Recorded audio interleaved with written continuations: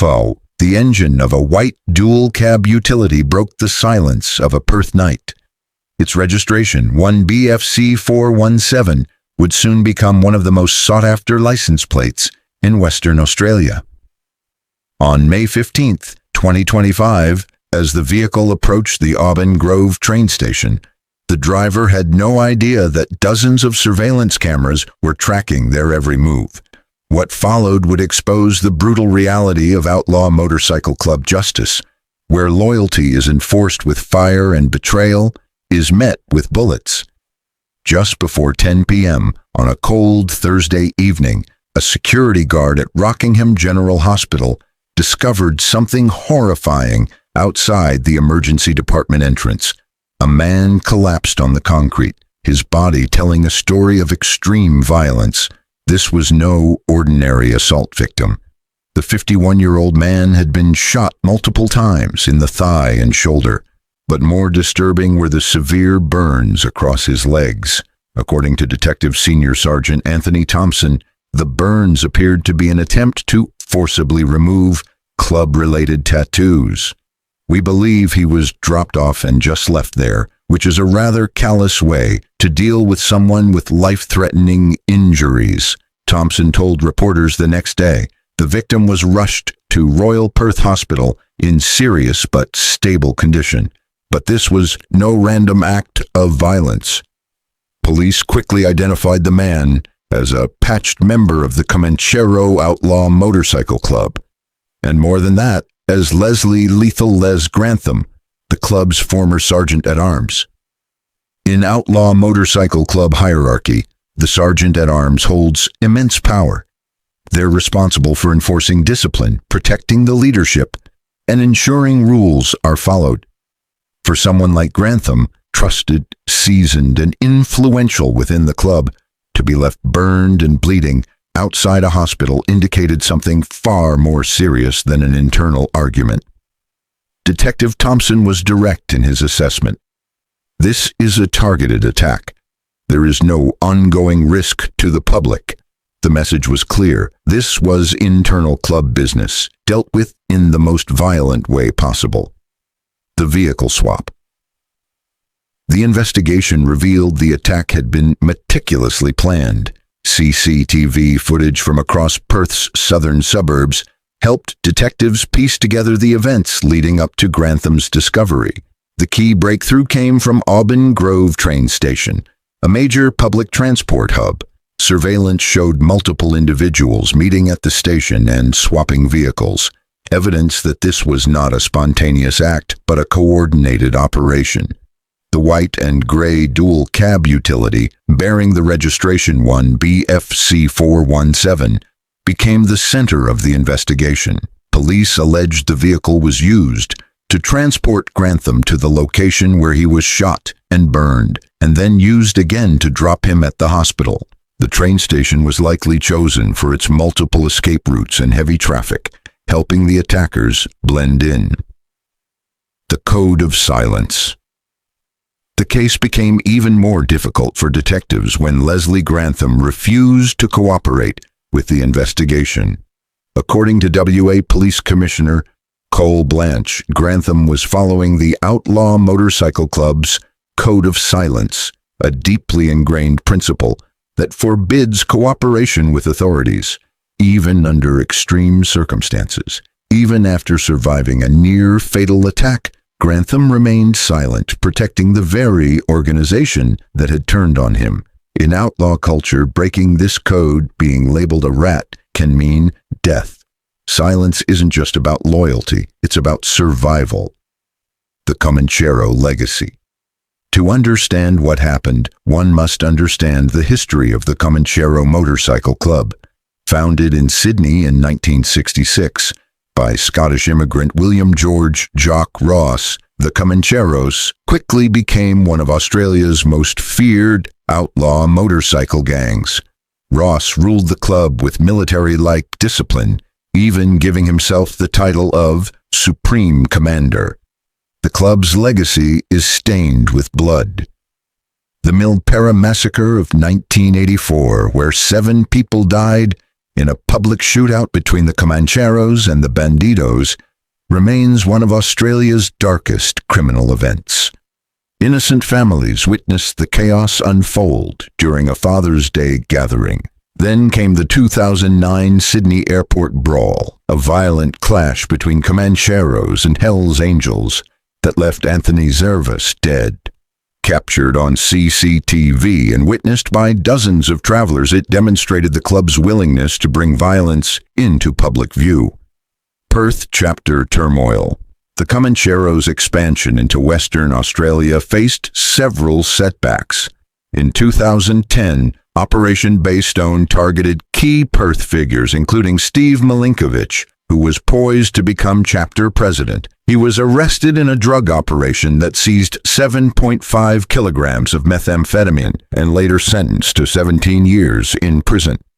Despite these challenges, the Comancheros eventually established a Perth chapter operating from Wellman Street in Northbridge. However, law enforcement pressure has continued, with several high-profile arrests involving drug trafficking, money laundering, and armed robbery. Attempted exit police believe Grantham's attack was linked to his alleged attempt to leave the club, a move not taken lightly in outlaw circles. In these organizations, leaving is not as simple as walking away, especially for someone like Grantham, who held a powerful role and had deep knowledge of the club's operations. Leaving is seen as betrayal. Such attempts are often met with violent retribution. Once you're in for life. Trying to walk away, particularly after holding a senior position, is considered one of the ultimate acts of disloyalty. The burning of Grantham's club-related tattoos was more than just the removal of physical symbols. It was a deliberate act of punishment and humiliation. These tattoos, often intricate and prominently displayed, reflect years of commitment and loyalty to the club. Their forced removal sent a clear message about the consequences of betrayal. The systematic way the burns were inflicted suggests the act wasn't driven by impulse or rage, but rather by calculated intent. Someone had taken the time to carefully target the areas where club insignias were tattooed, transforming once proud emblems of brotherhood into sources of searing agony. The ongoing investigation. 3 days after the attack, no arrests had been made. Despite police having what Commissioner Cole Blanche described as a good idea of who was responsible, the investigation encountered the usual challenges of prosecuting outlaw motorcycle club-related crimes, uncooperative witnesses, a victim unwilling to speak, and a deeply entrenched code of silence that shields the perpetrators. CCTV footage from Auburn Grove provided significant leads, but building a prosecution-ready case required more than surveillance videos. Investigators needed physical evidence, corroborating witness testimony, and ideally the victim's cooperation, none of which were forthcoming. The public release of the footage showing the vehicle swap was a calculated move by police intended to pressure those involved and encourage public tips. The white and gray dual cab utility, identified as a critical piece of evidence, became the focal point of the investigation. However, tracking its movements and identifying all those involved proved to be a complex task. A wider pattern of violence. The attack on Leslie Grantham was not an isolated incident. It was part of a larger pattern of violent retribution within Australian outlaw motorcycle clubs. Power struggles, personal disputes, and attempts to exit the club frequently end in bloodshed. In recent years, multiple cases have emerged of former members being attacked by those they once called brothers. These clubs operate under rigid codes of loyalty and respect, codes enforced through intimidation and violence. The use of burning to remove tattoos has become increasingly common, acting both as punishment and as a warning to others. The medical battle at Royal Perth Hospital, medical staff worked to stabilize Grantham as police waited, hoping for cooperation. His gunshot wounds were serious but survivable. However, the burns presented unique challenges, covering large areas where tattoos had been forcibly removed. These injuries required specialized treatment and were notable for their symbolic, not tactical, intent. Grantham was eventually released from the hospital, physically recovered, but the psychological toll of being violently turned on by former comrades is likely to remain far longer. Silence from the club. The Comanchero organization, as expected, remained silent about the incident. However, the implications of Grantham's treatment were clear. The attack demonstrated that even senior members are not immune to club justice. The precision of the operation, the planning, vehicle swap, and the deliberate dumping of the victim outside a hospital showed this was not an emotional outburst. It was a calculated response, almost certainly sanctioned at a high level, meant to send a message to others considering leaving the club. Grantham's experience functioned as a warning. In the Comanchero Motorcycle Club, loyalty is not optional, and betrayal comes with severe consequences. A shifting landscape. The attack occurred amid a period of transformation within Perth's outlaw motorcycle scene. Recent months had seen a reshuffling of allegiances, most notably with senior Rebels members, including Karl Lebrock, defecting to the Comancheros following disputes with their national leadership. Lebrock's defection was made public when he appeared in court wearing Comanchero colors, a move seen as a major victory for the club. But such high-profile transfers only heightened tensions. With new members entering from rival clubs, questions about loyalty, trust, and internal loyalty were unavoidable.